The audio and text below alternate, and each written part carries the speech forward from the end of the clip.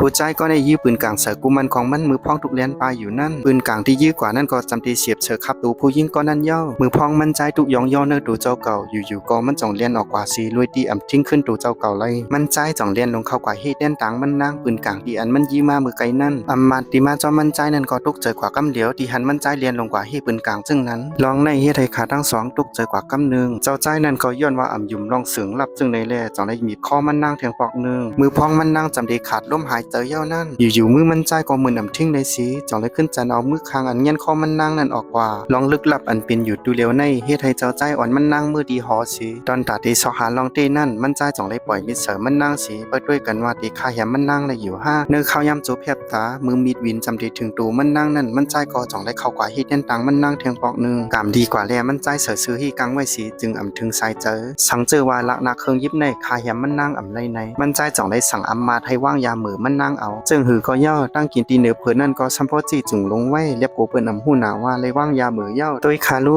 พองยามือโปเตรียมก่อเสียงเจ้าใจนั่นก็จ่องได้ถามมาดว่าว่างยามือนั่นว่างจึงไหนห้ามาดนั่นก็จังตอบสังย่อมันนั่งจ่องขึ้น10 ลัดว่าสุขคายยำห้องโปเป็นดันได้ห้ายามือดีสุว่างไว้นั่นหันดีโปดันได้ตอนหนังก้นงือก้วยกอเขาย่างกินก่อนไว้สีมันนั่งร้านเย้าก็จ่องได้ลุกขึ้นสีอันเลียนออกไปก้วยกาวนถึงสีอิดว่ามันใจดีเขามาย่อปะมันนั่งไว้สีเย้าก็เอาตั้งกินอันมีกองนั่นอันสอมปันมันนั่งมือพองตั้งกินอันมีกองจำดีเขาซบมันนั่งเย้านั่นมือของเจ้าใจนั่นก็ถ่อมความตัวเจ้าเก่าแทงเย้าจ่องไล่รีตั้งมันสีสอมเข้ากว่าที่เนื้อปากเจ้าใจนั่นกำเดียวมันไหลหันจึงนั้นเย้าก็จ่องเน็ตเรียนลงเข้ากว่าจ้อยมาจ่องขึ้นลัดแดงว่าสังเจอว่าปล่อยไว้จึงไหนมันนั่งได้เป็นสังหล่อก้อยกาเจ้าใจเฮาในกาได้ตายก่อนอันตั้งจึงนั้นมาจ่องปันตั้งหันถึงเจ้าใจให้ย่อมซุ้มศีลาก้อยกาเจ้าใจนั่นซ้ำจะลำเฮาแห้งหนาเย้าเลียมันสนจะอีสังเทียงเย้ามันอันสีเพชรกว่าตั้งนาสีอันจักกันมันนั่งให้มันป้อเข้มเลียจึงนั้นมันใจจ่องไหลสั่งลูกน้องมันคัดเซาไว้ตั้งนาพัดดูเป็นลายทับสีกาเย้าก็ยังไปเอาจึกเล็กหลงเคียนหอบดูมันใจซัมโปเตรียมกว่าซิงมันใจวนว่าเฮ็ดจังไหนเย้ามันจังได้ทิ้งเลยตัวเจ้าเก่าเย้าก็จ่องขึ้นสั่ง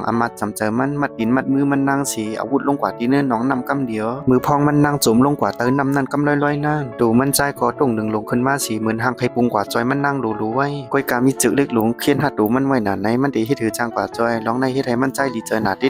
ส่วนมันนั่งก็จุ่มน้ำสีจำตีมดลมหายเจอเย้าเลียเนื้อข้าวยำนั่นวนถึงสีว่ามันใจดีพังพัดดูลงออกมาสีเลียนลงกว่าแหวนตกน้องน้ำนั่นกำเดียวเย้าก็เข้ากว่าจุ่มมันนั่งดินเนอร์กีน้องน้ำนั่นสีปอนลมหายเจอเป็นมันนั่งถึงมันนั่งตื่นขึ้นมาสีไรหันน้ำมันใจเย้าก็นึงเคียนจะลำสีเก่ามันจ่องติ๊กมันใจลงกว่าเตอปื้นน้ำนั่นสีส่วนมันนั่งก็ขึ้นมาเหนือผิวน้ำหั่งมันมาจ่องไรหันว่าก็ขึ้นมานั่นเป็นมันนั่งกุ้ยเจอเจ้าใจลงแน่จึงนั้นมาก็จ่องไรเบียนจอกลกน้ำกว่าสีบนดาดที่เจ้าใจขึ้นมาไว้สีลองในป่นกว่าเย้าก็มันใจจ่องไรป่นว่ามันนั่งในเย้าเป็นผู้ขี้เข็มกันดังมันกอบนั้นมันใจวนตอนดาดได้เฮ็ดให้มันนั่งมือเหลือก็ก้อยกาเป็นตูมันขึ้นกุ้ยดีง่ายกินขันมันขึ้นจึงนั้นมันนั่งก็จ่องไรถูกล่ำออกดินในวางหอในเย้าก็มาจ่องบินทำใจรีวูดปันเงินมันนั่งเหตุ2 มัดอ่อนกุ้ยสีมันนั่งไรหันเย้าก็จะลำลงขึ้นมากำเดียวเนื้อข้าวยำนั่นอยู่ๆก็มันนั่งจ่องไรยินเสียงมาป่าหอนลงขึ้นมาสีตอนดาดที่เกตเคสายใจเล็กๆอ่อนมันนั่งนั่นมันจ่องไรกว่าเก็บเงิน2 ปีนั่นสีไปออกกว่าดีว่างหอในกำเดียวส่วนมันใจในก็นั่งเงาอยู่ห้องมันสีก็เปิงญาติลองแปะเปิงตั้งวันเย้าขนาดไหน